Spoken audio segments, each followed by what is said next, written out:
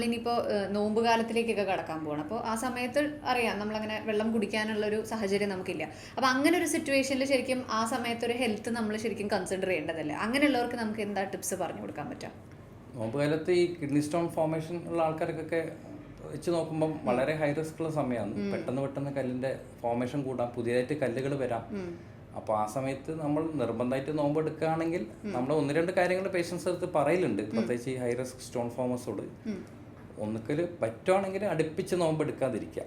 ഒരാഴ്ചയിൽ 1-2 ദിവസം നോമ്പ് ഒഴിവാക്കുക. ആ ദിവസമൊക്കെ നല്ലോണം വെള്ളം കുടിക്കുക.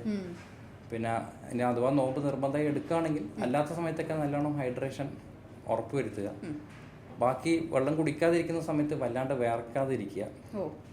പറ്റുവാണെങ്കിൽ ആ ഒരു ഇഫ് പെർമിറ്റിങ് അവരുടെ വർക്ക് കണ്ടീഷൻസും കാര്യങ്ങളും പെർമിറ്റ് ചെയ്യണമെങ്കിൽ അധികം സ്വെറ്റ് ചെയ്യാതിരിക്കുക. ഇതൊക്കെ നമുക്ക് ചെയ്യാം. അതേമാതിരി ഫുഡും വളരെ ഇമ്പോർട്ടൻ്റാണ്. നോമ്പ് സമയത്ത് കുറേ ടൈപ്പ് കടികളും ഈ സ്പെഷ്യൽ ഫുഡുകളും നോൺ വെജ് ഒക്കെ ഉണ്ടാക്കുക. അപ്പം അതിലൊക്കെ മിതമായ രീതിയിൽ ഭക്ഷണം കഴിക്കുക. Oily food, fried food, salted ഫുഡ്സും റെഡ് മീറ്റ് ഒക്കെ പരമാവധി കുറക്കുക. അത്യാവശ്യം ഫ്രൂട്ടിൻ്റെ ഒക്കെ കൂട്ടുക. പ്രത്യേകിച്ച് നമുക്ക് citrus fruits, orange, mosambi, pineapple, അതൊക്കെ വളരെ പ്രൊട്ടക്റ്റീവാണ് ഈ കാൽഷ്യം കല്ലുകൾ എതിരെ. അപ്പോൾ അതൊക്കെ നല്ല രീതിയിൽ ഭക്ഷണത്തിൽ ഉൾപ്പെടുത്താം. അതൊക്കെ ചെയ്യുന്നതായിരിക്കും നല്ലത്.